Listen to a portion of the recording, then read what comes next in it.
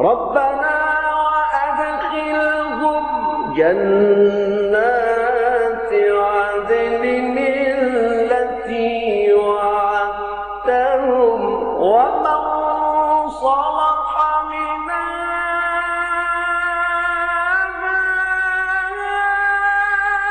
آبائهم وأزواجهم وذرياتهم.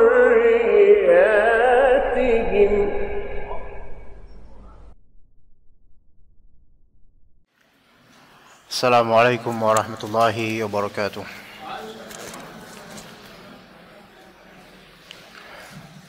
Innal hamdalillah nahmaduhu wa nasta'inuhu wa nastaghfiruh wa na'udzu billahi min shururi anfusina wa sayyiati a'malina may yahdihillahu fala mudilla lahu wa may yudlil fala hadiya lahu.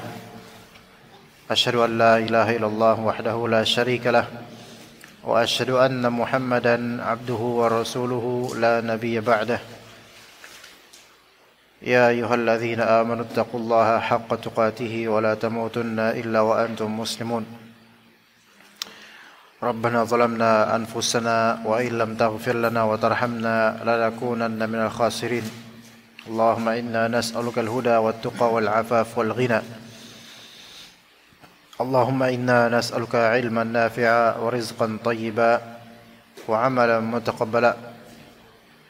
اللهم أصلح لنا ديننا الذي هو عصمة أمرنا وأصلح لنا دنيانا التي هي معاشنا وأصلح لنا ديننا وأصلح لنا آخرتنا التي هي معاشنا واجعل الحياة زيادة لنا من في كل خير واجعل الموت راحة لنا من كل شر.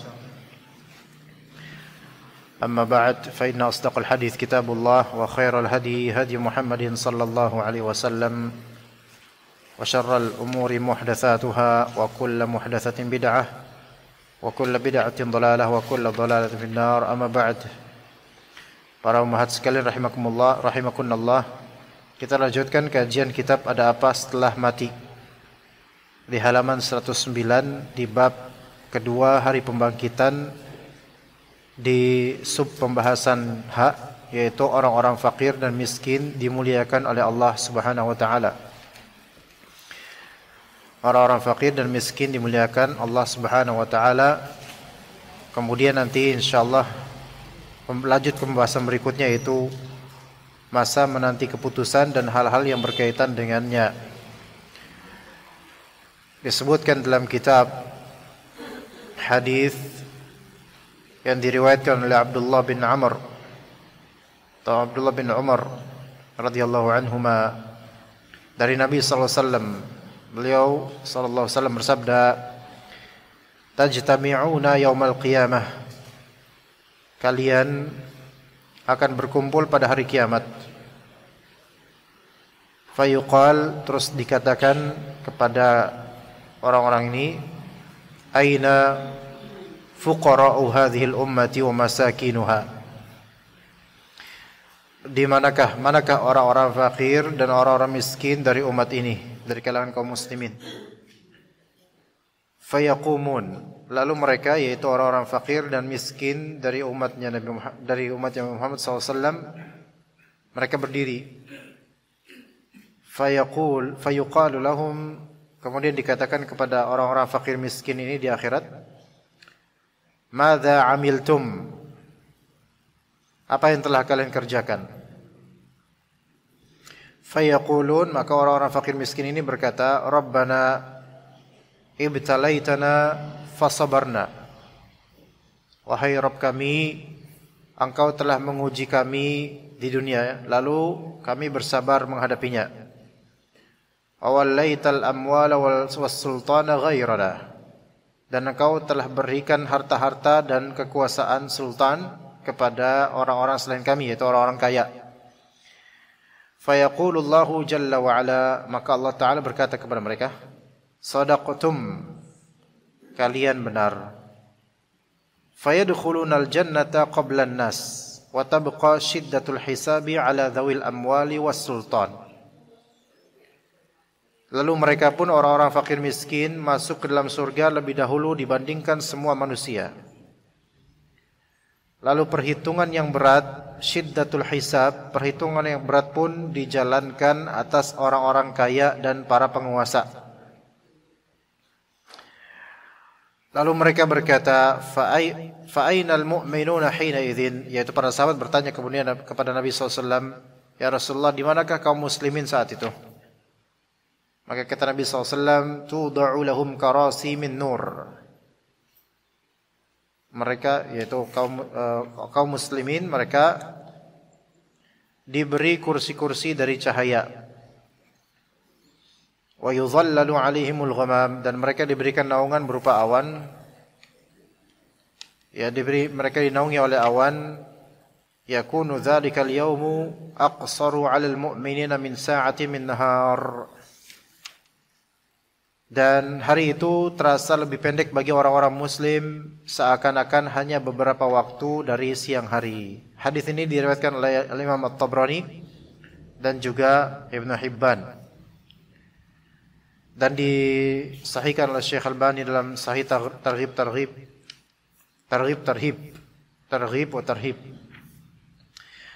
Di hadis ini ada beberapa faedah ummahat sekalian rahimakumullah. Faedah pertama, bahwasanya manusia akan dikumpulkan seluruhnya pada hari kiamat.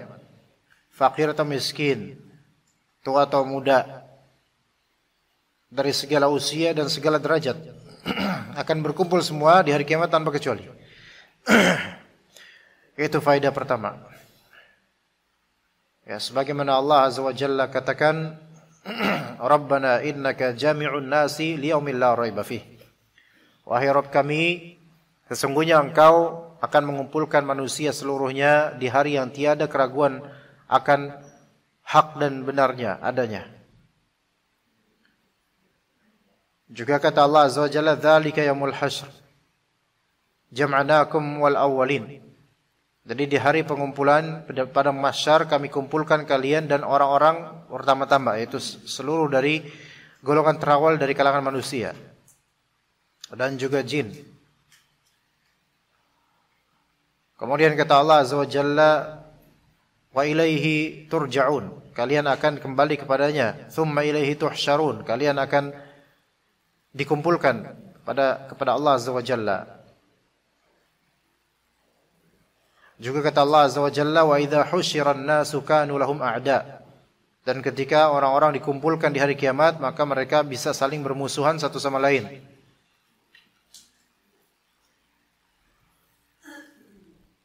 Maka kepastian yang pasti adalah kita semua akan berkumpul di hari akhir. Untuk kemudian dihisab, diminta pertanggungjawaban amal. Ditanya dan diminta pertanggungjawaban atas amal yang telah kita lakukan. Kemudian dibalas jika itu kebaikan. فَمَنْ يَعْمَلْ مِثْقَالَ ذَرَّةٍ خَيْرًا يَرَهُ.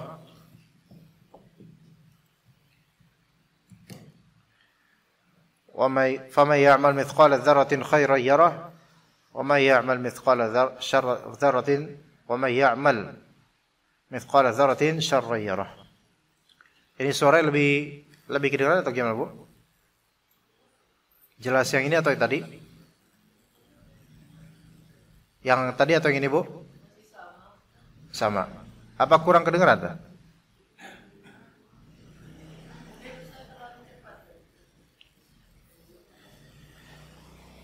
Ya, tes.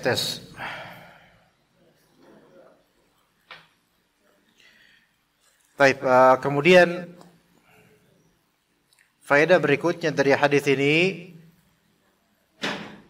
bahwa saya di antara kaum muslimin ada yang fakir miskin. Ada yang fakir dan miskin. Mana yang lebih berhajat? Mana yang lebih nelangsa? Apakah yang fakir atau yang miskin?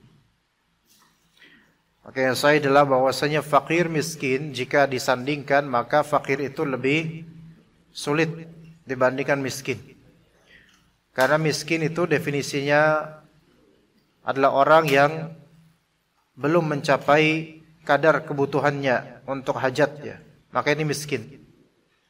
Adapun fakir, orang yang betul-betul tidak punya apa-apa. Separuh dari kebutuhan pun tidak bisa dia tunaikan. Faedah berikutnya,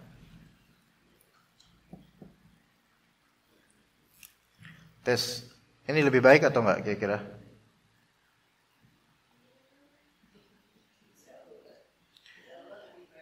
Ya. Faedah berikutnya bahwasanya orang-orang fakir miskin itu lebih didahulukan di hari akhir nanti jika mereka memang diterima amalnya dan bersabar. Ya, tidak berarti semua orang fakir miskin itu segera masuk surga sebelum semua orang. Ya, umumnya begitu. Tetapi syaratnya adalah mereka bersabar ketika diuji di dunia. Mereka bersabar ketika diuji di dunia. Dan ini diantara keutamaan yang Allah Subhanahu wa Ta'ala berikan pada orang-orang fakir miskin selama bersabar. Juga ini menjadi hujjah bagi sebagian ulama yang lebih memberatkan atau lebih memilih lebih afdal orang fakir yang sabar daripada orang kaya yang bersyukur. Walaupun pendapat yang lebih sahih adalah baik fakir maupun kaya, yang lebih afdal dari siapapun dari mereka adalah yang bertakwa kepada Allah. Yang fakir bersabar sekaligus bersyukur, yang kaya bersyukur sekaligus bersabar, karena masing-masing ada kewajibannya. Kemudian faedah berikutnya, wajibnya bersabar ketika diuji di dunia ini. Bersabar ketika diuji itu wajib di dunia ini. Dan parameter sabar akan takdir yang tidak baik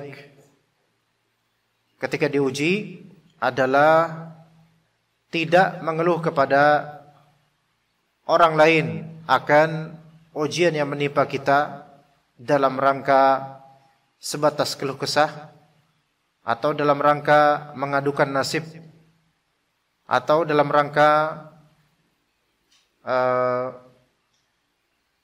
ingin dikasihani. Adapun kalau menceritakan atau memberitahu kesulitan dengan maksud mencari solusi, atau mencari tahu bagaimana caranya menghadapi, maka yang seperti ini tidak mengurangi atau tidak menafikan kesabaran. Jadi bercerita tentang kesulitan pribadi kepada orang lain itu ada beberapa model. Kalau tujuannya hanya keluhan atau mengadukan nasib, atau ya hanya berkeluh kesah dan melampiaskan kekesalan belaka, maka ini dibilang kurang sabar. Adapun kalau misalnya dalam bentuk ikhbar, memberitakan karena ada hajat, atau memberitakan karena agar orang mengambil ibrah, atau mencari solusi terutama istisyarah, maka yang seperti ini tidak apa-apa. Hanya saja sebaiknya tidak sering. Kemudian faedah berikutnya, bahwasanya harta dan kekuasaan itu mungkin kebanggaan duniawi, namun menjadi beban ukhrawi. Bahwasanya harta dan kekuasaan, al-amwal, kepemilikan, as-sultan, kekuasaan. Ya, kekuasaan ini bukan hanya presiden atau apa. Ya, levelnya bertingkat-tingkat. Maka orang yang mencari kesultanan atau kekuasaan ibaratnya mencari beban akhirat. Dan orang yang mencari harta belaka untuk kekayaan belaka ibaratnya mencari beban akhirat juga. Tapi jika seseorang mencari harta sewajarnya dengan maksud untuk menafkahi untuk menjadi dermawan, bukan untuk rakusan duniawi, maka untuk hal-hal yang sifatnya syar'i dan kebaikan, maka insyaallah mudah-mudahan tidak menjadi beban buat dia, malah justru mempermudah dia untuk ke surga. Namun ada beberapa hadis berkaitan dengan kekuasaan, itu semuanya mencela orang-orang yang mencari kekuasaan. Berbeda dengan harta, karena mencari harta itu ada rinciannya. Jika murni untuk dunia, maka itu tercela. Jika mencari harta untuk menegakkan keduniaan dan akhirat, maka itu yang terpuji. Adapun mencari kekuasaan, mencari ya, bukan ditawarkan belaka, mencari, maka ini tercela secara total. Ya, kekuasaan, kenegaraan dan semisalnya, maka ini tercela dalam syariat Islam. Kita bilang dalam syariat Islam. Adapun secara uruf atau secara tinjauan perasaan manusia atau dan seterusnya, maka ini bukan secara syar'i tinjauannya. Kemudian di antara faedah adalah bahwasanya Allah Subhanahu wa taala akan bertanya pada semua manusia apa yang telah diamalkan. Apa yang telah diamalkan. Dan Allah taala Maha tahu atas amalan semua insan. Maka bertanya ini dalam rangka menguji, bukan dalam rangka mencari tahu. Karena Allah sudah tahu apa yang diamalkan oleh siapapun manusia. Kemudian di antara faedah bahwasanya orang-orang fakir miskin lebih dulu masuk surga dibandingkan dengan orang-orang kaya secara umum. Orang-orang fakir miskin yang bersabar didahulukan masuk surga dibandingkan orang-orang kaya secara umum. Adapun secara rinci atau masing-masing individu, maka kita tidak tahu. Bisa saja ada orang yang kaya dan bertakwa itu masuk juga lebih dulu. Tapi secara umum orang-orang miskin, fakir miskin masuk ke surga lebih dulu. Karena apa? Karena orang-orang kaya itu kerap kali akan menunggu perhitungan amal dan auditing harta, dari mana dia dapat harta itu, untuk apa dia gunakan. Maka kalau kita pikir-pikir, banyaknya tabungan itu walaupun seolah menjamin dunia, tapi tidak menjamin ketenangan dunia dan akhirat. Tidak menjamin ketenangan dunia dan akhirat. Banyaknya uang dengan banyaknya keinginan dan pikiran itu tidak membuat tenang memang.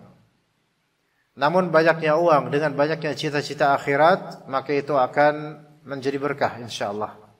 Hanya saja kadang sebagian orang ada yang seolah-olah dia mencari akhirat dari kepemilikan harta, padahal belum tentu. Bisa saja tetap dia gila harta, namun atas nama akhirat. Ala kulli hal, di sini ibrah penting, ibu bapak sekalian rahimakumullah, bahwasanya kita ini lemah, aslinya tidak punya apa-apa, dan kalaupun berpunya akan ditanya. Ya, kita ini lemah, tidak punya apa-apa aslinya, dan kalaupun punya apa-apa kita akan ditanya. Kemudian faedah berikutnya bahwasanya orang-orang beriman, dari hadis ini, orang-orang beriman di akhirat nanti di padang mahsyar, yang memang mereka disebut beriman betul-betul, akan diberikan kursi terbuat dari cahaya dan akan dinaungi dengan naungan yang Allah berikan padanya supaya tidak panasan. Kemudian di padang mahsyar itu untuk orang beriman itu hanya sejenak dari siang hari, jadi enggak lama. Ya. Di padang mahsyar itu Bu, yang telah kita sebutkan di bulan lalu, ada manusia sampai apa? Sampai tenggelam dengan keringatnya. Kepanasan, tidak tahan, kebingungan. Namun orang-orang yang betul beriman itu diberikan fasilitas mewah yang tidak didapat oleh umumnya manusia saat itu yang berdosa, yang kufur pada Allah. Yaitu apa? Kursi terbuat dari cahaya. Dinaungi dengan naungan sehingga matahari yang jaraknya cuma 1 mil itu tidak memadaratkan keadaan dia. Kemudian durasi juga singkat.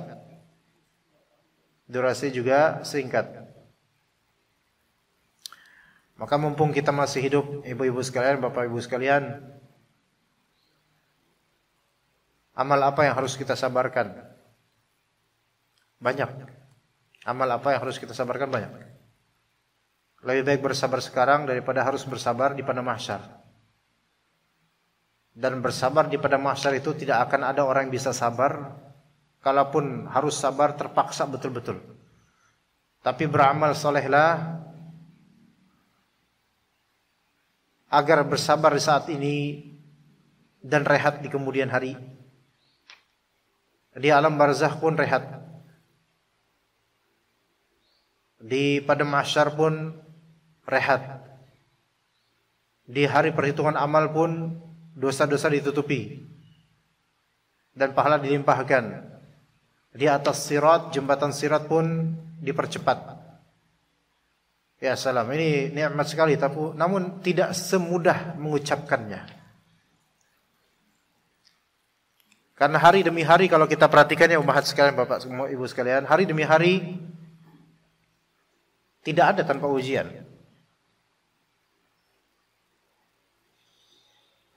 Hari demi hari selalu ada ujian.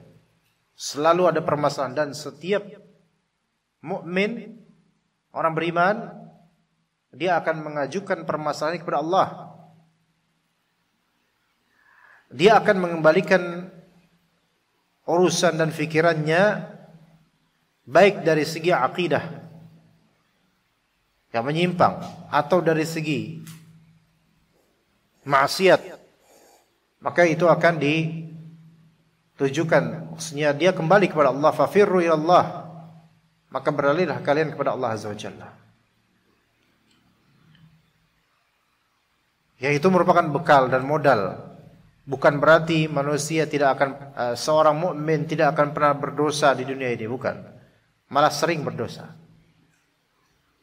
Wa khairul khatta'ina tawwabun, kata Nabi SAW, sebaik-baik orang yang sering berbuat dosa adalah yang sering bertaubat, sering kembali kepada Allah.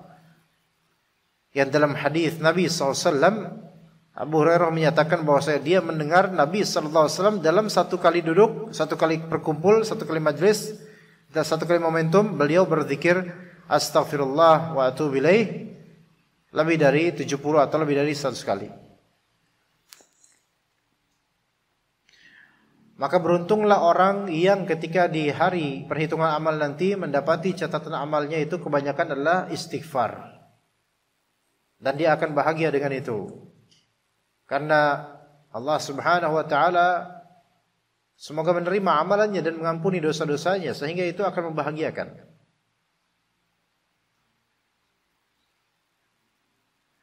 Namun istighfar ini seringkali dilalaikan dan dilupakan. Baik dari segi pelafalan di lisan, ataupun kalau sudah melafalkan di lisan, qalbunya itu tidak ada untuk istighfarnya lisan dia. Maka istighfar membutuhkan hidupnya kalbu dan keluhnya lisan. Sehingga bermanfaat untuk diri kita, dunia dan akhirat. Bermanfaat untuk keberkahan rezeki, bermanfaat untuk keberkahan anak dan keluarga, bermanfaat untuk keberkahan apa yang kita punya dari titipan Allah Azza wa Jalla. Bermanfaat untuk mendapatkan ridha Allah, bermanfaat untuk mempermudah jalan kita di akhirat. Maka istighfar.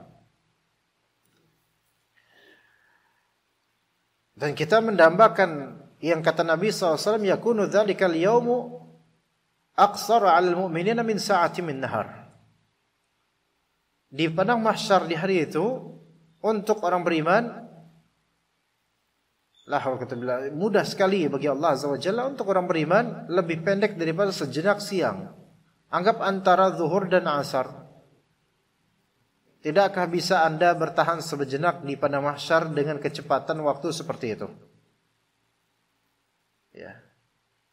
Sementara umumnya manusia yang dikatakan oleh Nabi SAW terhadap ayat Allah, yauma yaqumun nasu lirabbil alamin, surat Al-Mutaffifin, itu kata Nabi, miqdaru nisfi yaumin min 50,000 sanah. Mereka berdiri di padang mahsyar selama setengah hari. Setengah hari itu menyamai 50.000 tahun. Ini bagaimana perbedaannya jauh sekali. Setengah harinya aja itu setakar 50.000 tahunnya dunia. Adapun untuk orang beriman yang bersabar di dunia dengan imannya, maka hanya sejenak dari siang. Sedikit, sebentar. Cepat urusannya. Tapi cepatnya urusan itu sebagaimana cepatnya beriman kita kepada Allah, dan sebagaimana tidak berlarutnya kezaliman kita kepada makhluk. Kaum mahat sekalian, para bapak ibu, semoga menjadi ibrah hadis tersebut. Kemudian yang masa menanti keputusan dan hal-hal yang berkaitan dengannya. Ini ada hadis dari Abdullah bin Mas'ud bahwasanya Rasulullah SAW bersabda, Allah Ta'ala akan mengumpulkan manusia pertama hingga manusia terakhir pada saat yang telah Allah janjikan, itu di padang mahsyar di hari kiamat. Mereka berdiri selama 40 tahun dengan mata memandang ke langit, menunggu keputusan. Dalam riwayat ini 40 tahun. Itu 40 tahun sepertinya versi akhirat. Yang setengah harinya itu bisa sekitar 500 tahun duniawi. Ini gimana? Terlalu yang di luar logika kita, karena kita hanya logika duniawi. Tapi kalau terjadi pada saat itu, kita wajib mengimani. Kemudian Nabi SAW menceritakan, Allah Ta'ala turun dari arsy ke kursi bersama naungan awan. Dan ini laisa kamitslihi syai'. Allah Subhanahu wa Ta'ala tidak serupa dengan siapapun. Allah Subhanahu wa Ta'ala tidak serupa dengan siapapun. Artinya, bagaimana Allah Ta'ala turun dari arsy ke kursi, Allahu a'lam. Enggak tahu. Tapi kita imani saja. Lalu Allah Ta'ala terdengar suara seruan, wahai manusia, ridhakah kalian kepada Allah yang telah menciptakan kalian, lalu memberikan kalian rezeki, lalu memerintahkan kalian agar kalian menyembahnya dan tidak menyekutukan sesuatu kepadanya? Ridhakah kalian? Kemudian hendaklah pada hari ini kalian yang meminta pertolongan kepada sesembahan kalian di dunia, apakah itu bukan keadaan dari Allah? Maka mereka berkata, iya. Jadi ridhakah kalian Allah sebagai Rabb kalian? Iya. Dan pada hari ini, yang dulu di dunia meminta pertolongan kepada sesembahan selain Allah, maka sekarang kalian minta sana sama sesembahan selain Allah. Yang dulu minta pada berhala, minta sekarang sama berhalanya. Yang dulu minta sama wali fulan di kuburan keramat, minta sana sama wali fulan yang dibangkitkan dari kuburnya sekarang. Coba kalian minta. Apakah bukankah itu adil dari Allah Azza wa Jalla yang dulunya bertawakal kepada selain Allah, silakan di hari ini bertawakal kepada selain Allah. Bukankah itu fair? Maka kata mereka, iya. Maka dengan segera masing-masing pergi menuju kepada apa yang dahulu mereka sembah di dunia. Yang dahulu mengandalkan mayit dalam kuburnya, mengandalkan wali fulan, mengandalkan jin. Maka mereka mencari-cari apa yang selama di dunia mereka sembah. Mereka menuju kepada sesembahan mereka di dunia. Di antaranya mereka ada yang menuju matahari, ada yang menuju bulan, ada yang menuju patung-patung dari batu. Maka untuk orang-orang yang dahulu menyembah Isa, yaitu Yesus kalau bahasa Kristennya, menyembah Isa dulunya di dunia menyembah Isa, mereka menuju kepada setan yang menjelma menjadi Isa alaihissalam. Mereka menuju kepada setan yang menjelma menjadi Nabi Isa alaihissalam. Untuk orang-orang yang dahulu menyembah Uzair, orang Yahudi dulu ada yang menyembah Uzair, mereka menuju kepada setan yang menjelma menjadi Uzair. Dan akhirnya tinggallah umatnya Nabi Muhammad sallallahu alaihi wasallam, yaitu yang ikut kepada Nabi Muhammad sallallahu alaihi wasallam.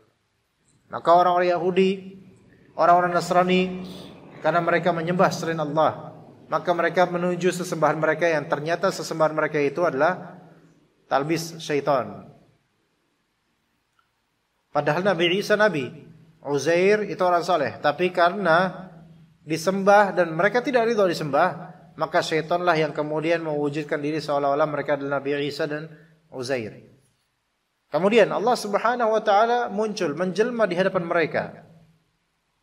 Nah, ini tata caranya juga Allah lebih tahu. Kita nggak bisa mereka-reka itu membayangkan. Seraya Allah berfirman, kenapa kalian tidak pergi sebagaimana dilakukan oleh umat-umat lain? Jadi ketika umat-umat lain itu karena saking biasanya di dunia bertawakal kepada patung, kepada nabi, kepada sesembahan, mereka kan berpencar untuk mencari apa yang dulu mereka sembah di dunia, apa yang dulu hati mereka bertawakal pada di dunia. Tapi ada kelompok yang tetap bertahan stay di tempat dan tidak menuju ke siapa-siapa. Lalu Allah Ta'ala muncul tapi tidak dengan membuat orang-orang itu tahu bahwa itu adalah Allah. Maka Allah berfirman kepada mereka, kenapa kalian tidak pergi sebagaimana dilakukan oleh umat-umat yang lain? Orang umat-umat lain pada pergi kok ke sesembahan mereka. Maka kata orang-orang ini, sesungguhnya kami mempunyai sesembahan yang belum pernah kami lihat, yaitu Allah Azza wa Jalla. Maka Allah bertanya, apakah kalian akan mengenalinya jika kalian melihatnya? Mereka menjawab, sesungguhnya ada tanda di antara kami dan sesembahan kami. Jika kami melihat tanda itu, kami akan mengenalinya. Ya. Maka Allah Ta'ala berfirman, apakah tandanya itu? Mereka berkata, yaitu tandanya ketika betisnya disingkapkan. Allah Subhanahu wa Ta'ala memiliki betis, sebagaimana dalam hadis ini dan juga dalam surat Al-Qalam. Yauma yukshafu an saqi wa yud'auna lis-sujud. Pada hari itu ya mereka itu ditampakkan oleh Allah Azza wa Jalla saq, yaitu betisnya Allah Azza wa Jalla, dan ini tidak bisa disamakan dengan betis makhluk manapun. Laisa kamitslihi syai'. Tiada yang serupa dengan Allah Subhanahu wa taala. Maka pada saat itu karena ini orang-orang beriman ini, mereka sudah dikhabarkan dalam Al-Qur'an bahwasanya akan disingkap pada waktunya nanti betisnya Allah Azza wa Jalla sebagai tanda bahwasanya dia adalah Allah. Maka pada saat itu betisnya Allah Ta'ala disingkapkan. Maka serta merta mereka yang bisa bersujud jatuh bersujud, kecuali orang-orang yang punggungnya bagaikan tanduk sapi. Mereka ingin bersujud akan tetapi mereka enggak bisa. Ini yang kata Allah, yauma yukshafu an saqi wa yud'auna as-sujudi fala yastati'un. Mereka dahulu di dunia diseru untuk bersujud dan mereka dalam keadaan sejahtera. Dulu waktu di dunia mereka disuruh bersujud dan mereka dalam keadaan wahum salimun. Mereka dalam keadaan sejahtera. Kemudian Allah Ta'ala berfirman, angkatlah kepala kalian. Yaitu sudah sujudnya sudah. Jadi mereka mengakui bahwasanya di hadapan mereka adalah Allah Azza wa Jalla karena tersingkap betisnya Allah Azza wa Jalla dan tiada serupa dengan Allah dan itu sesuai dengan keagungannya. Maka mereka pun orang-orang ini mengangkat kepala mereka, lalu mereka diberi cahaya sesuai dengan amal perbuatan masing-masing. Ada yang mendapatkan cahaya sebesar gunung. Cahaya itu berjalan di hadapannya. Ada yang mendapat lebih kecil dari itu. Ada yang mendapat cahaya sebesar pohon kurma, ia berada di sebelah kanannya. Ada yang mendapatkan cahaya lebih kecil daripada itu. Dan yang terkecil adalah orang yang mendapatkan cahaya di jempol kakinya. Jadi cahaya di jempol kaki doang. Kadang-kadang cahaya itu bersinar, kadang-kadang padam. Jika cahaya itu bersinar, ia berjalan. Jika padam, maka dia berhenti. Kemudian kata Nabi SAW, dan Allah saat itu berada di hadapan mereka hingga mereka dilewatkan di atas neraka dan bekasnya tergores di kaki mereka karena terpleset-pleset. Allah Ta'ala berfirman, lewatlah. Ya, kemudian mereka menyeberang berdasarkan cahaya masing-masing. Ada yang menyeberang bagaikan kedipan mata. Ada yang menyeberang bagaikan kilat. Ada yang menyeberang bagaikan awan. Ada yang menyeberang bagaikan perjalanan bintang. Ada yang menyeberang bagaikan angin. Ada yang menyeberang bagaikan kuda yang berlari. Ada yang menyeberang bagaikan orang yang berjalan kaki. Dan yang terakhir ialah orang yang mendapatkan cahaya cuman pada jempol kakinya. Ia merangkak dengan wajah, tangan dan kakinya. Kadang satu tangan terpeleset, yang lainnya bergantung. Satu tangan terpeleset, terus bergantung. Dan kadang kaki terpeleset, lalu satu kakinya bergantung. Ini di mana sih jemaah? Ini di mana? Ini di Sirat. Ya, Sirat itu suatu jembatan kecil, tipis sekali, lebih tipis dari ketajaman ujung pedang. Jadi benang dan ada lebih tipis lagi. Nah, di bawah sirat tersebut itu gejolak api Jahannam. Dan setiap dari makhluk, setiap dari manusia itu pasti harus melewati itu. Kalau orang beriman pasti harus melewati itu. Pasti itu. Itu pasti. Subhanallah. Itu pasti. Ini masa depan kita semua coba. Ya. Ada yang nggak sampai, maksudnya ada yang jatuh, banyak yang jatuh, yang dua itu banyak. Ini gimana nggak banyak dengan kondisi seperti itu. Dan kondisi Muslim yang melewati itu beda-beda, lambat atau tidaknya tergantung amal dia dan imannya. Dan ada yang merangkak siapa ini? Orang yang cuma mendapatkan cahaya di jempolnya saja. Di jempolnya saja dia dapat cahaya. Maka semakin besar cahaya, semakin cepat insya Allah dan semakin mudah melewatinya. Tapi semakin sedikit cahaya, lihat yang jempolnya cahaya cuma di jempol saja, itu merangkak dengan wajah, tangan dan kakinya. Jadi kayak anak bayi merangkak gitu di atas jembatan, yang mana jembatan itu tipisnya itu lebih tipis daripada ujung pedang. Gimana kondisinya kayak gitu? Kalau pakai logika dunia, nggak mungkin bisa lewat, pasti jatuh. Tapi di sini kadang satu tangan terpleset, tangannya terpleset, terus satu tangan lagi bergantung, gitu loh. Dan di bawah itu Jahannam. Dan kadang kaki yang kepleset, lalu kaki satu lagi menggantung di jembatan tersebut. Bagian kanan dan kiri tubuhnya terkena jilatan api ya. Karena di bawah api. Ia terus berusaha hingga akhirnya selamat. Lalu ia berdiri di atas neraka. Saya bersabda, segala puji bagi Allah Ta'ala. Di sini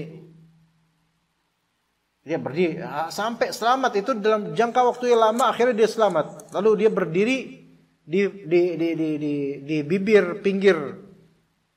Ya, setelah jembatannya selesai, dia berdiri di atas neraka. Dan berkata, segala puji bagi Allah yang telah memberikan kepadaku apa yang tidak diberikan kepada orang lain. Allah Ta'ala telah menyelamatkanku dari neraka setelah aku melihatnya. Siapa di sini Bu yang takut akan ketinggian? Bawahnya sungai, kali ya. Ibu tahu jembatan yang tinggi di Indonesia jembatan apa Bu? Ada yang tahu nggak Bu? Jembatan yang tinggi di Indonesia ini jembatan apa? Tahu nggak ibu-ibu? Ibu-ibu tahu jembatan Cirahong nggak Bu? Ada yang tahu nggak Bu? Ada yang orang Jawa Barat Bu? Orang Ciamis? Jembatan Cirahong. Itu jembatan, ada rel kereta apinya dan ada buat motornya, antar desa gitu. Baunya tinggi banget itu. Saya juga pernah di daerah antara Cigombong ke Parungkuda itu, antara Bogor ke Sukabumi kan ada rel kereta tuh. Ya. Rel kereta. Ketika tahun 2007-2008 itu rel kereta Bogor Sukabumi itu non aktif. Sekarang aktif nggak Bu sekarang? Saya nggak tahu. Ada yang tahu nggak?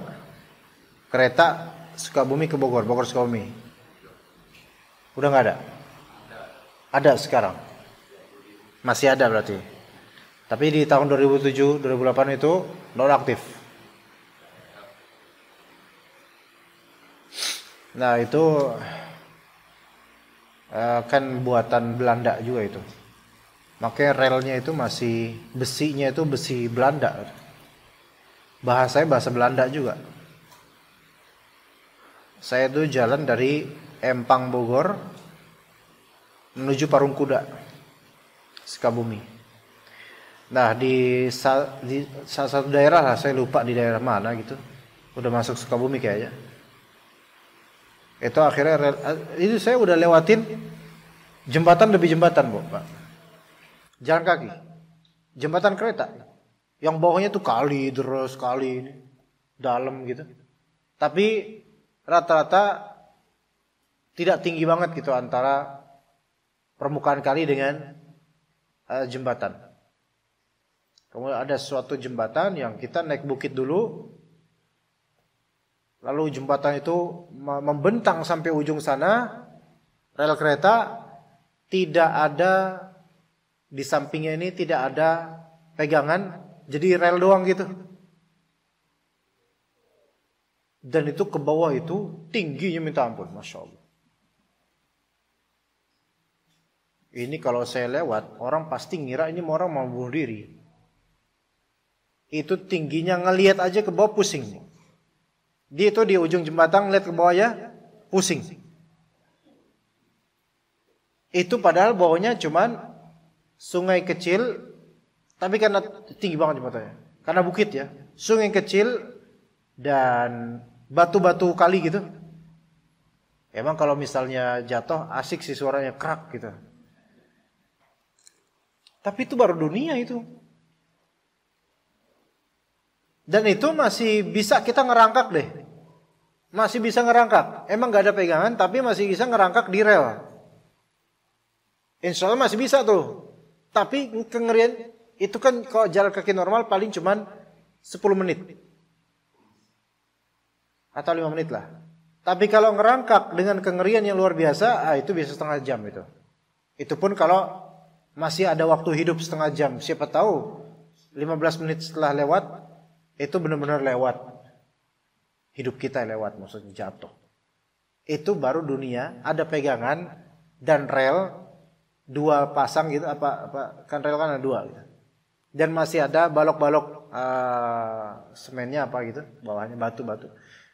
Nah, masih bisa. Tapi emang berjeriji gitu deh. Jadi enggak bawahnya ada alas gitu, enggak. Jadi setiap langkah itu ya bawahnya udah los gitu. Kepleset dikit manrobuk itu udah. Siapa Tuhanmu? Mati sudah. Dan itu baru dunia. Dan saya kemudian enggak maulah, masih muda soalnya. Enggak mau mati muda ya. Akhirnya balik lewat jalan desa. Enggak berani loh situ. Itu baru dunia yang kita ada opsi untuk tidak lewat situ, lewat yang lain. Di akhirat tidak ada opsi. Semua muslim kalau masuk surga harus lewat sirat. Tipis. Susah mudahnya tergantung iman dan amal kita. Coba kita pikirkan itu sekarang. Ya. Ya bukan berarti orang yang lolos itu orang yang gak pernah maksiat, bukan begitu. Tapi kita berusaha sebaik-baiknya sekarang. Yuk kita perbaiki diri kita nih. Aduh, banyak hal ya yang kadang kita gak dapat bagian keduniaan saja, itu kayak tidak dapat akhirat. Artinya kadang kita itu lebih fokus di menuntut hak pribadi, padahal kalau kita mikirin bagaimana nanti kita di atas sirat itu, aduh dunia mah gak seberapa. Kekhawatiran dunia gak seberapa. Wallahi kekhawatiran dunia gak seberapa, Bu. Sekarang kalau ibu-ibu nih, maaf nih Pak, saya duduk kayak seperti ini Pak. Kalau ibu-ibu misalnya khawatir masa depan, maksudnya masa depan keduniaan, makan apa besok? Semua orang menjerit, Bu. Bukan ibu aja yang menjerit, banyak orang. Ibu datang aja ke jalanan, itu orang naik motor pada jerit hatinya. Karena ekonomi. Semua orang dagang karena faktor ekonomi. Tukang nasi uduk, nasi ulam makin banyak karena faktor ekonomi. Gorengan-gorengan banyak yang tersisa, nggak kejual semua. Karena apa? Faktor ekonomi. Karena banyak yang udah jual gorengan. Karena semua butuh duit. Namun ada hamba-hamba Allah yang yakin sama Allah yang akan terus Allah cukupkan. Ngoyo tentang dunia itu kurang mikir gimana siratnya. Ada yang harus lebih dikhawatirkan, yaitu bagaimana akhirat kita. Betul, dunia kita ada yang harus dipunyai supaya bisa tegak kehidupan kita di dunia. Betul. Tapi orang yang dalam segala langkahnya dia fokus untuk akhirat, Allah jamin dunianya. Allah jamin dunia. Allah jamin dunianya. Maka ibu-ibu tolong jangan nuntut suaminya untuk betul-betul lebih dari sekadar yang telah diberikan oleh Allah kepada kita. Syukuri. Hatta misal suami zalim pun ibu menagih sesuatu, ketahuilah bahwasanya rezeki itu sudah ada. Tagih hak boleh. Tapi kalau misalnya kita lihat kita menagih hak dari suami, misalnya ibu-ibu, apa gitu?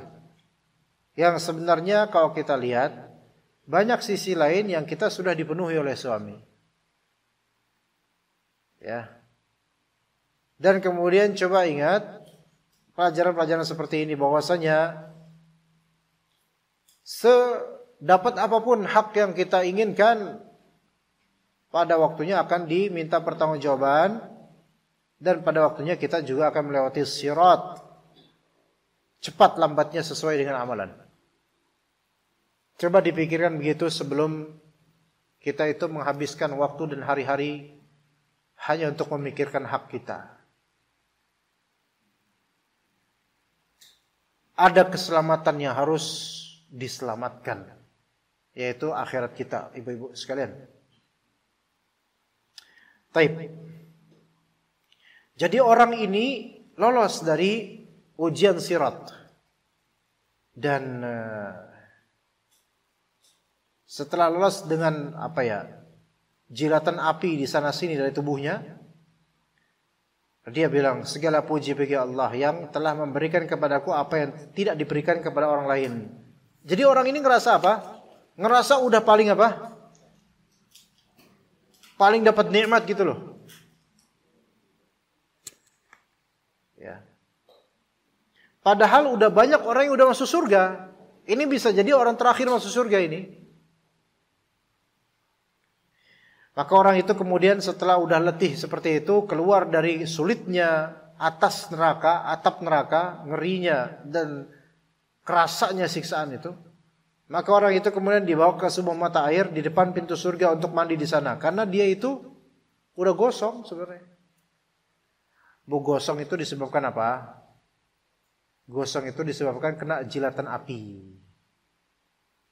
Adapun kalau di apinya langsung, itu angus udah hancur, Bu. Ya, kenapa saat itu gosong? Ya, karena kalau kena api kena jilatannya doang, bukan langsung di dalam apinya, bukan. Itemnya itu kan ujung api. Efek ujung api, Bu.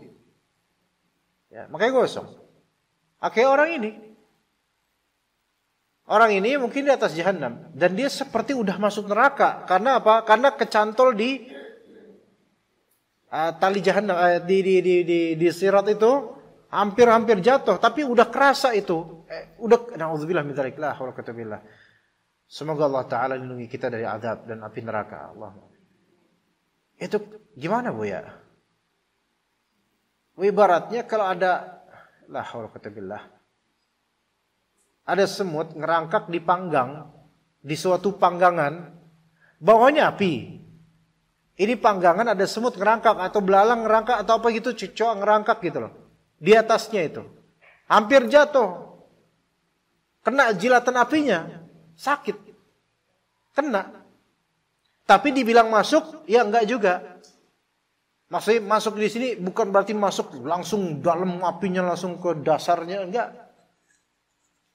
Makanya azab Jahannam untuk orang beriman itu berbeda dengan azab Jahannam untuk orang-orang kafir. Karena azab Jahannam untuk orang-orang kafir dengan lafal soliya yasla nar. Soliya yasla langsung dibakar benar-benar. Ya.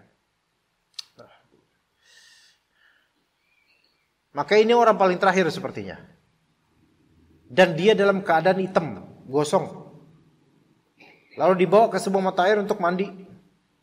Setelah mandi, aroma wangi dan warna-warni surga memancar darinya. Tapi ini belum masuk surga, masih di depan pintu surga, di sebelah sirat. Lalu ia melihat apa yang ada dalam surga. Dari sebelah pintu surga itu dia lihat apa yang ada dalam surga. Orang itu nonton, mohon, ya Allah Tuhanku, masukkanlah aku ke dalam surga. Allah Ta'ala menjawab, apakah kamu minta surga padahal aku telah menyelamatkanmu dari neraka? Maka orang itu bilang, ya Allah, ya Allah, bangunlah tabir pemisah antara aku dan neraka hingga aku tidak mendengar suaranya. Suara neraka itu ngeri. Ya. Orang itu kemudian masuk ke dalam surga. Lalu ia melihat satu tempat tinggal di hadapannya. Dan jika dibandingkan dengan tempatnya saat ini, tempat itu bagaikan suatu impian. Orang itu berkata, jadi udah masuk nih, udah masuk surga. Ya. Tapi ada tempat tinggal yang, bagus banget. Udah dimasukin, minta lagi. Ya Allah, berilah aku tempat tinggal itu. Kata Allah, jangan-jangan engkau akan minta lagi nih. Kalau aku berikan tempat tinggal itu, engkau minta lagi nih. Orang itu bilang, tidak, demi kemuliaanmu ya Allah, aku tidak akan meminta yang lainnya lebih dari itu. Enggak. Apalagi tempat tinggal kayak gini ini lebih baik daripada yang sebelumnya. Akhirnya Allah kabulin. Setelah tinggal di tempat itu, di dalam surga, udah dapat tempat tinggal indah, mewah. Ternyata ia melihat satu tempat tinggal lagi di hadapannya yang jika dibandingkan dengan tempatnya saat itu, tempat tinggal berikutnya itu, ini lebih indah lagi nih. Gitu, Bu. Ya. Maka orang itu bilang, ya Allah, berikanlah saya tempat tinggal itu. Allah Ta'ala berfirman, jangan-jangan engkau akan minta lagi nih kalau aku berikan itu. Orang itu janji lagi, ya Allah, enggak, demi kemuliaanmu, aku tidak akan minta lagi. Ini paling terakhir deh gitu. Apalagi tempat tinggal yang itu lebih baik daripada yang sekarang, ya Allah. Akhirnya Allah kabulkan permintaannya lagi. Terus diam. Udah senang. Terus kata Allah apa? Kenapa engkau tidak minta lagi? Udah cukup. Orang itu bilang, ya Allah, aku udah minta dan bersumpah hingga malu rasanya. Maksudnya, ini udah berkali-kali. Dari awal saya minta, ya Allah, abis ini saya gak bakal minta lagi. Udah dikasih, ngeliat yang lebih bagus. Ya Allah, saya minta yang itu deh. Abis ini saya janji gak minta lagi. Dikasih lagi, ngeliat lagi yang lebih bagus. Ya Allah, saya minta dong yang itu. Saya janji gak bakal, saya udah berkali-kali kayak gitu ya Allah, saya malu. Maka Allah berfirman, maukah kamu jika aku berikan kepadamu 10 kali lipat dunia dan isinya sejak aku menciptakannya sampai aku menghancurkannya? Maksudnya kamu orang terakhir masuk surga. Mau gak aku berikan 10 kali lipat nikmat dunia seisinya? 10 kali lipatnya buat kamu. Sejak aku ciptakan bumi sampai aku hancurkan bumi, seluruh kenikmatan itu semua 10 kali lipat buat kamu sekarang. Mau enggak? Mau enggak? Kata orang itu, ya Allah, apakah engkau mengejekku? Paham gak, Bu? Engkau mencemoohku ya Allah. Ini gini, Bu, ada orang kalau misalnya mau dikasih sesuatu yang di luar ekspektasi dan keterlaluan besarnya, itu kan dianggapan main, Bu. Apalagi orang fakir miskin. Misal ada orang miskin nih. Ya, orang miskin. Dia gak punya apa-apa. Tiba-tiba ibu kasih mobil Fortuner. Kuncinya juga. Jangan mobilnya doang, kuncinya juga. Karena percuma juga kalau mobil doang kuncinya gak ada. kemudian satu gepok uang dolar ratusan, ya, kemudian sertifikat tanah untuk balik nama buat sampean, gitu aja dah, yang nggak seberapa. Itu kira-kira orang miskin itu, lu ngejek gue lo ya, mentang-mentang gue miskin lu kayak gitu ya, ngejek lu, belagu lu, gitu. Kalau kepada orang, walillahil matsalul a'la. Ini hamba ini udah malu sama Allah.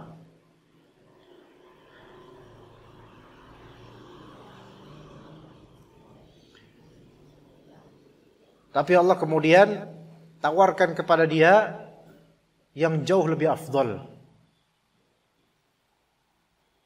Orang ini udah malu dia sama Allah, malu. Karena dia udah minta dikasih, janji nggak bakal minta lagi dikasih, janji. Malu sama Allah. Tapi Allah justru menawarkan yang jauh lebih baik karena rasa malunya pada Allah.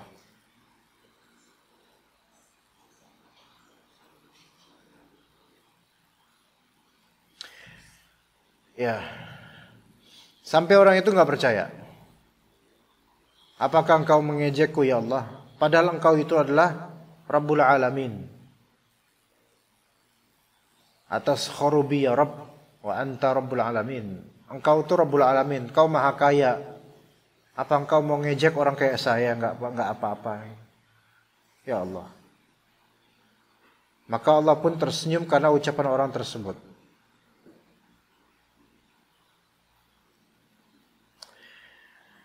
Ya, kita tahu Allah Ta'ala seperti ini, ummahat sekalian, para ibu bapak. Allah itu seperti ini, ya. Kalau kita salah sama Allah, minta ampun, taubat, berjanji nggak bakal ngulangi lagi, salah lagi, minta ampun, taubat, janji, salah lagi, sampai kita udah malu banget sama Allah. Itu jangan dikira Allah tuh kayak orang, bukan. Itu Allah Rabbul Alamin. Yang justru semakin merasa bersalah dan semakin malu kita itu malah justru dikasih lebih sama Allah.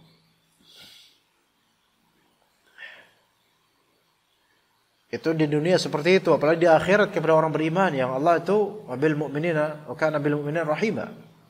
Allah Ta'ala itu sayang banget sama orang beriman, sampai saking sayangnya Allah uji orang beriman. Saking sayangnya Allah sama orang beriman, Allah uji orang beriman.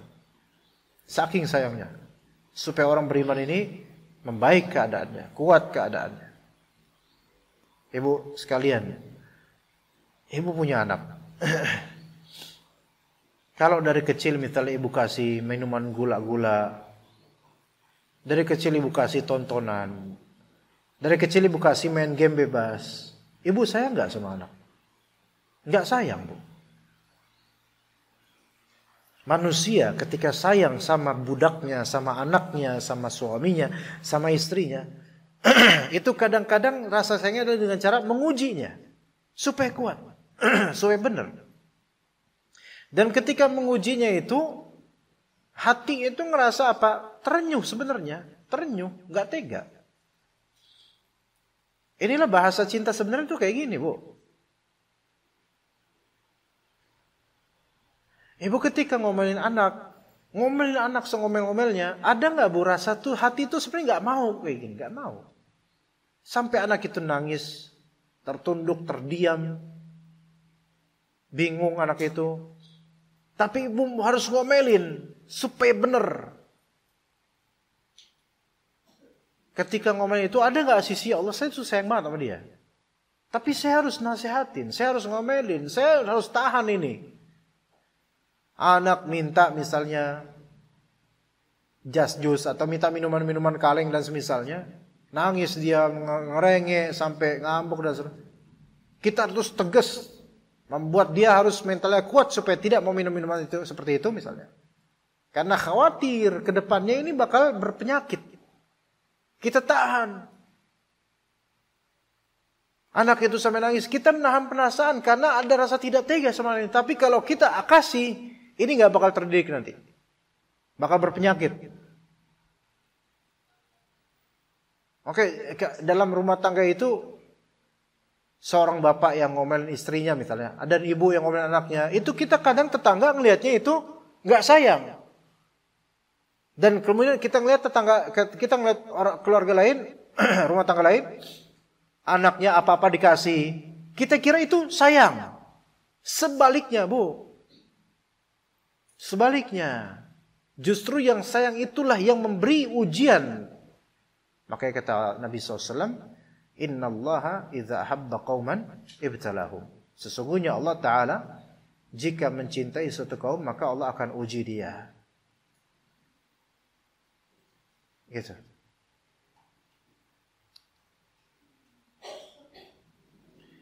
Nah maka orang itu bilang ke Allah, Ya Allah, apakah engkau mengejekku? Saya dapat 10 kali kenikmatan dunia dari awal sampai akhir 10 kali lipatnya. Bahkan dalam redaksi lain dia akan diberi 2 bidadari surgawi dalam redaksi lainnya. Engkau mengejekku, Allah pun tersenyum karena ucapan orang tersebut. Allah enggak marah. Karena Allah Maha Kaya. Dan orang yang fakir ini enggak punya apa-apa ini baru dikasih ini saking malunya dia sama Allah. Maka ketika ditawarin hal yang di luar logika dia, dikira Allah ngejek. Karena saking fakirnya dia. Dalam keduniaan kita, Bu, kadang logika orang fakir itu macet. Paham gak maksud saya, Bu? Kadang logikanya orang fakir itu enggak enak logikanya orang berada atau orang yang sudah enak hidupnya. Gitu, Bu. Harus difahami sih kehidupan. Ya. Ibu ngasih ke orang fakir di pinggir jalan atau misal dia orang ini nih, ibu kadang lihat ini enggak, Bu? Apa pengemis tapi dia pakai boneka gitu loh, Bu. Maksudnya masuk ke dalam boneka gede gitu. Terus dia cuma duduk di pinggir jalan dan ngeliatin orang lalu lalang jalan. Itu sebenarnya pengemis, ya nggak, Bu? Pernah tahu nggak, Bu, kayak gini, Bu? Dan saya nemu yang seperti ini, rata-rata orang yang maaf nih berusia tua, mungkin berusia bapak, berusia 60, yang jenggotnya sudah putih. Bu, gini, logika kita, orang yang udah ada lah, ngapa-ngapain ada lah duit, ke Indomaret belanja ada duit terus. Gitu. Logika kita, ini orang bodoh banget. Udah tua, bikin malu. Itu, Bu, ya. Tua, nongkrong di jalan, bikin malu, minta-minta, ngemis, pakai baju boneka pula. Itu logika kita. Saya nggak mengatakan perbuatan ini benar ya. Saya nggak mengatakan jadi boneka ini benar. Saya katakan ini salah. Tetapi ada hal lain yang kita katakan dia seperti itu karena kemiskinan dia. Karena macetnya logika dia. Ngadat pikirannya. Ya. Sehingga dia nggak sadar kalau dia itu berbuat salah. Karena hanya itu yang bisa dia pikirkan. Hanya itu yang bisa dilakukan. Menurut dia. Menurut orang miskin ini. Ya kita, karena kita udah naik motor, karena kita udah naik mobil, logika kita itu adalah logika dengan kondisi di konteks kita. Yang seandainya kita itu berada dalam konteks dia, mungkin sama modelnya. Ya semua butuh taufik dan hidayah dari Allah. Manusia ini semua butuh taufik dari Allah. Oleh Allah. Dan mungkin orang fakir tersebut mengira bahwasanya orang yang naik mobil Fortuner itu sombong semua. Karena logika yang dia pakai, logikanya fakir miskin. Bukan logika orang yang hidup, ya dia merasa biasa-biasa aja naik mobil mewah. Gitu, Bu. Dan kemudian kalau orang naik mobil Fortuner gini, kemudian dia ngasih, dan ngasihnya berlebih, itu orang miskin ini bilang, Anda ngejek saya ya. Dijanjikan yang lebih, misalnya, Pak, maaf Pak, Bapak nongkrong di sini ngapain? Saya butuh makan Pak. Bapak boleh nggak, mau nggak mobil Fortuner saya buat Bapak deh?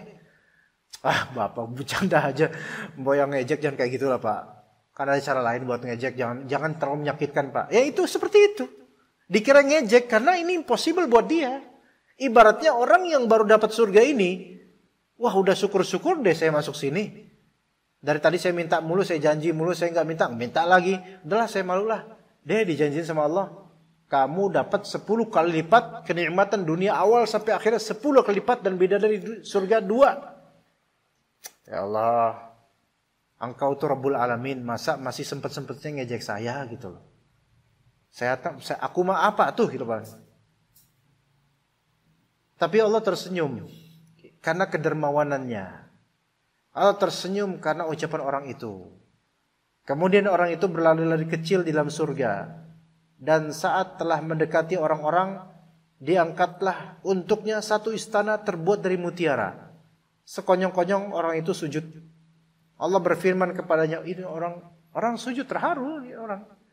Saya kok dimuliakan gini. Padahal ini adalah nikmat yang paling kecil di surga buat dia. Level lainnya orang-orang yang sebelum masuk surga itu jauh lebih tinggi daripada dia. Tapi dia ngerasa bahwa dirinya itu sudah yang paling diberi oleh Allah. Maka kemudian orang itu sujud saking terharunya. Maka kata Allah, angkatlah kepalamu. Kenapa kamu? Orang itu menjawab, aku melihat Tuhanku. Aku melihat Allah. Maka Allah pun menampakkan diri kepadaku. Maka dikatakan kepada orang itu, itulah salah satu tempat tinggalmu, yaitu istana yang terbuat dari mutiara itu. Ini bukan khayalan wahai ummahat. Ini adalah hadis Nabi SAW yang disahihkan oleh sebagian ulama. Maka kata Rasulullah, kemudian orang itu bertemu dengan seseorang. Maka ia pun bersiap-siap untuk bersujud kepadanya. Akan tetapi orang yang ia temui berkata, jangan. Ya. Jangan, penghuni surga ini bilang, aku kira kamu malaikat gitu. Maka orang yang ditemui tersebut berkata, sesungguhnya aku bukan malaikat. Aku adalah salah satu dari pelayan-pelayananmu. Hamba dari hamba-hambamu, yaitu budak, suruhan. Dan aku membawahi 1000 pembantu yang seperti diriku. Jadi dikasih pelayan istana yang sebegitu banyaknya. Ya. Walaupun dalam hadis lain kalimat seperti ini tidak ada. Tapi anggaplah hadis ini hadis hasan yang bisa diterima.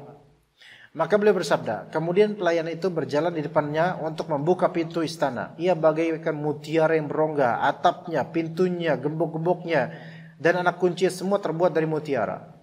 Di depannya terdapat permata hijau, yang dalamnya permata merah. Di dalamnya terdapat 70 pintu, setiap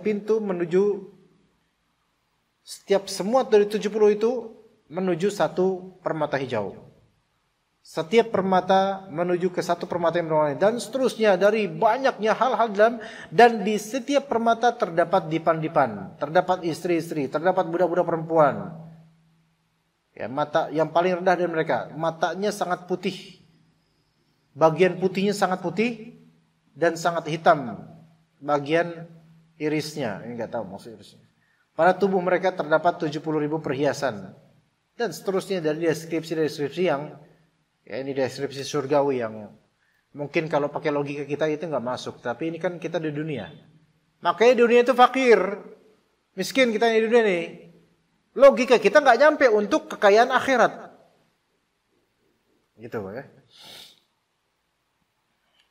Lalu di situ ada istrinya dan dikatakan untuk jika jadi istrinya itu akan terlihat 70 kali lebih cantik daripada sebelumnya. Oh, Masya Allah Bu. Tuh kalau misalnya nanti jadi istri di akhirat, di surga, nanti itu 70 kali lebih cantik daripada pas di dunia. 70 kali lebih cantik. Ya. Sekarang kalau misalnya udah cantik, berarti 70 kali. Ya. Lalu orang itu berkata kepada istrinya, di mataku engkau tampak 70 kali lebih cantik dari sebelumnya. Ya. Maka istrinya akan menjawab, engkau juga nampak 70 kali lebih tampan daripada sebelumnya. Jadi tenang Bu, kalau suaminya enggak tampan sekarang, ntar di surga tampan kok insya Allah. Tapi ini bedanya wanita penghuni surga dengan wanita dunia. Kalau misalnya suami dunia itu bilang ke istrinya, kamu tuh hari ini 70 kali lebih cantik daripada kemarin. Maka istri bilang, pret gitu kalau sekarang mah. Alah, gombal ada maunya gitu kan. Enggak, kalau di akhirat dibalas oleh istrinya, engkau pun mas 70 kali lebih tampan daripada sebelumnya. Ya gitu ya, dipuji oleh suami istri saling muji. Nah, kalau di dunia, istri dunia muji, mas ganteng banget sih hari ini. Suami bilang, berapa? Gitu. Jawaban suaminya apa? Mau berapa? Kok tumben? Muji-muji. Kayaknya dia ada mau berapa? Mau dikasih uang berapa? Gitu. Jawabannya. Apa? Karena dunia parameternya. Tapi kalau di akhirat itu ya nggak ada. Cantik banget sih kamu.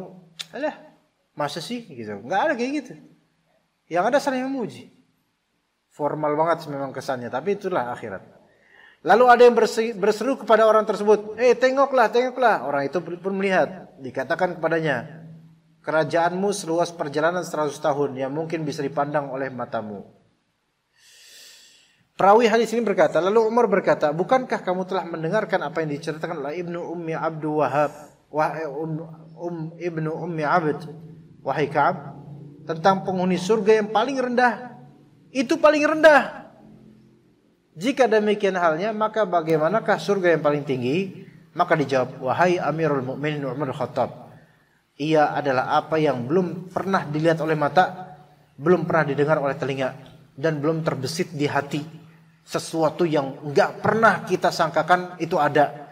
Karena selama ini kita hanya melihat benda-benda di dunia saja. Gitu. Ya, seperti itu para bapak ibu sekalian. Mudah-mudahan manfaat. Kita kajian sampai jam 10:30 saja. Dan semoga kisah-kisah ini dari hadis yang disahihkan sebagian ulama bermanfaat untuk anak. Oh, ada pertanyaan. Ya. Ya. Ya, kita jawab sedikit. Assalamualaikum warahmatullahi wabarakatuh. Assalamualaikum warahmatullahi wabarakatuh. Untuk bisa mendapatkan cahaya besar di atas sirat, amalan-amalan apa saja yang dilakukan? Adakah amalan khusus untuk itu? Namanya amalan untuk supaya cepat di atas sirat. Maka amalan umumnya itu ketaatan pada Allah dan Rasulnya, itu amalan umum, supaya selamat. Itu amalan umum, ketaatan pada Allah dan Rasulnya. Adapun amalan khususnya itu dikembalikan kepada bagaimana karakteristik sirat itu, gitu loh. Memang amalan khusus ini tidak diperlukan amalan khusus apa gimana, melainkan seseorang itu apapun yang dia amalkan dari kebaikan maupun hal yang berdosa itu akan apa? Akan berefek pada siratnya, Berefek. Sedekahnya berefek. Tapi secara global bisa dikatakan siapa yang cepat untuk beramal, maka siratnya lebih cepat. Nah, jadi kalau dikatakan amal apa yang khusus, maka kita katakan mubadarah bil amal.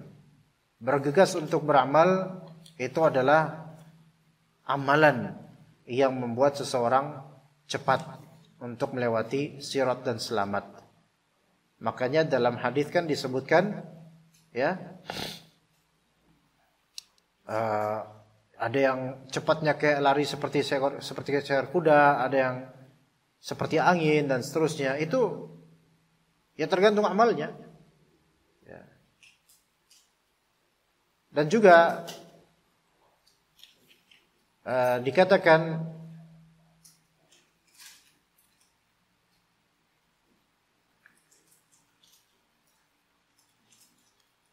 bahwa saya di sirat itu ada kalalib, yaitu ada besi-besi pengait yang ke kanan kiri itu ada banyak, yaitu akan mengait orang-orang yang lambat beramal dan lebih cepat maksiat, sehingga kaitan-kaitan itu akan mencabik-cabik dan dikhawatirkan itu bisa membuatnya terjatuh ke neraka.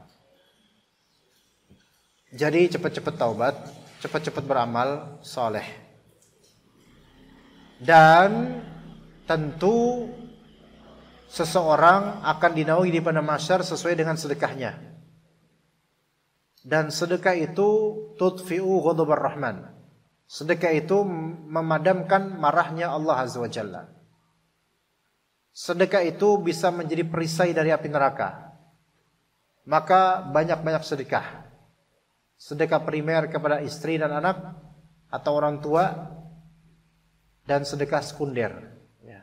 Maka itu insya Allah akan berpengaruh pada keadaan di sirat nanti. Semoga Allah Ta'ala mudahkan kita untuk beramal soleh dan bersedekah. Jika kita berdagang cukup lama, harga tidak naik, sedangkan bahan baku selalu naik. Lebih baik kita naikin harga atau mengurangi volumenya tapi harga tetap. Ini nggak ada kaitan agama kok ini. Ini keputusan pedagang aja. Ya saya pedagang juga, saya ngerasain kok. Mana yang lebih, ini kan buat kalau coach bisnis ditanya kayak gini, Bu. Tapi saya bukan coach bisnis. Mohon penjelasan Ustaz. Ya, yang nggak bisa dijelasin secara syar'i. Kalau secara syar'inya begini.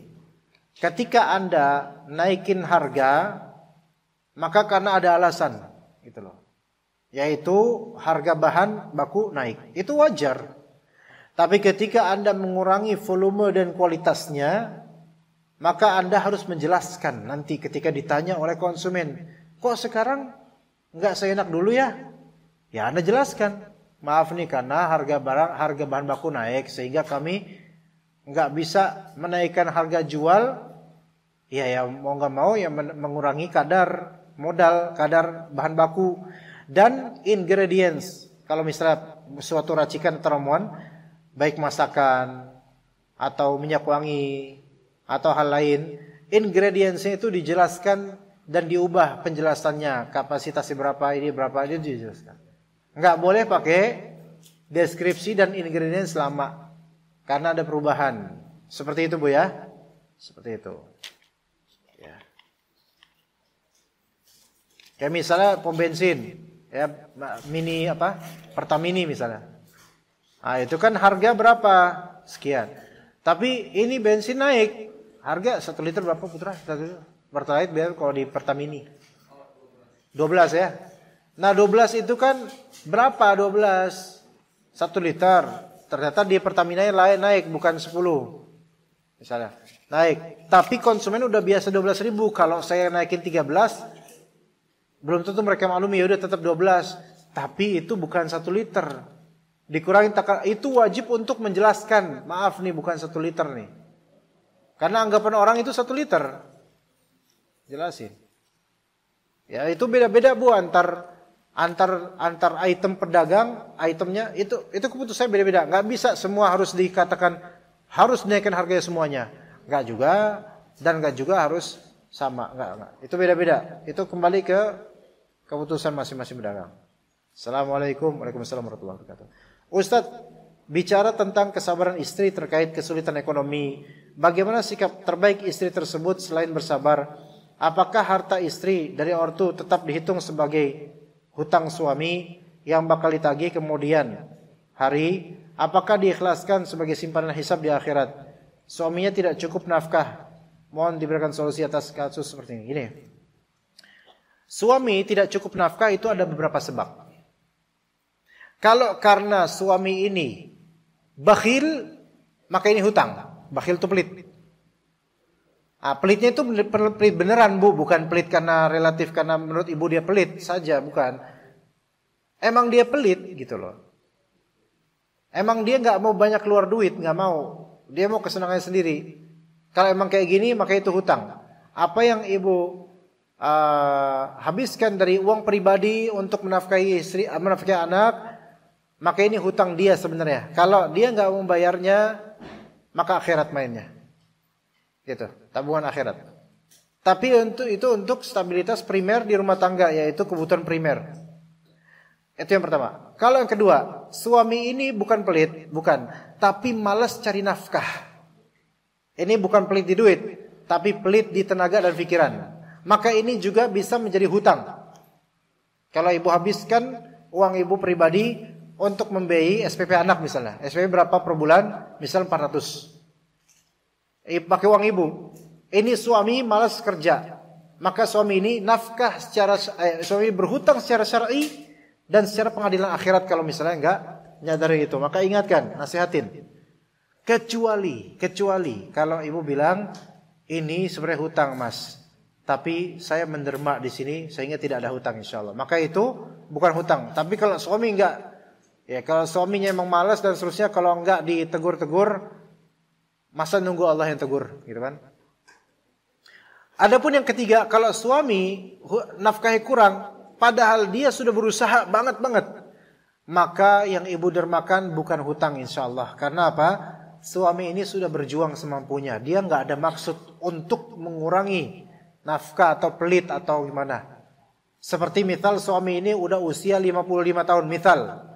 Dan usia 55 sekarang kerja dapat apa sih Bu? Coba CV. Kirim CV berapa lahiran tahun 1960. Ya ini mah nunggu ajal ini mah. Ini nggak bisa ini mah. Kerja di perusahaan kita jadi security pun bengek nanti kalau ngejar maling. Gak bisa Pak, maaf banget nih Pak, bukan ngejelekin tapi emang jelek. Ya itu ngejelekin namanya. Di mana-mana ditolak. Paling ujungnya jualan pancong, dah gitu. Berapa sih jualan pancong untuk ngidupin anak kuliah? Misalnya kan gitu. Ini udah empot-empotan. Kalau ibu punya harta, kemudian ibu menderma, maka ini gak bisa menjadi hutang buat suami, atas suami. Karena apa? Ya suaminya udah kayak gini. Ini juga tinggal nunggu ajal juga gak tahu kapan. Udah berusaha semampunya, sampai batuk-batuk terus, udah masuk angin terus, udah saatnya bukan kerja lapangan lagi. Tapi masih berjuang, itu udah bagus Bu. Ada suami usia 20-an, gak mau kerja. Ini yang baru nih yang ini yang begitu Bu. Tapi mau nyari suami yang perfect itu susah. Kayak gitu. Sebagaimana nyari istri yang perfect juga susah. Bahkan gak bisa, gak ada. Ya. Ibu seperti itu aja 3 rinci. Kalau misalnya suami pelit, maka itu jadi hutang uang ibu tuh. Buat di atas dia. Kalau suami ibu ternyata dia bukan pelit, dia bagus, cuman malas kerja. Padahal bisa, malas mencari nafkah, main game terus dan seterusnya. Ini jadi hutang buat istri. Dunia kalau nggak dibayar akhirat. Tapi kalau misalnya ibu ikhlasin, maka itu pahala besar buat ibu. Lebih afdal itu. Yang ketiga, yaitu ini suami udah berikhtiar semampunya, tapi qadarullah mungkin suami ini dizalimi, atau suami ini memang sudah nggak kuat secara fisik, atau hal-hal lain. Suami ini skillnya gitu-gitu doang, memang nggak bisa berkembang, maka ini nggak menjadi hutang uang ibu buat dia, melainkan ya ini keadaan. Nasihatnya apa? Ya nasihat kalau memang suami bakhil, maka nasihatin terus. Kalau suami ini malas kerja, maka motivasin terus. Doain juga. Kalau suami ini memang udah nggak mampu dan sudah berikhtiar, maka bersabarlah, karena inilah surganya anti. Gitu. Wallahu ta'ala alam. Cukup sekian. Barakallahu fikum jami'an. Wa sallallahu ala nabiyyina Muhammadin wa ala alihi wa sahbihi ajma'in.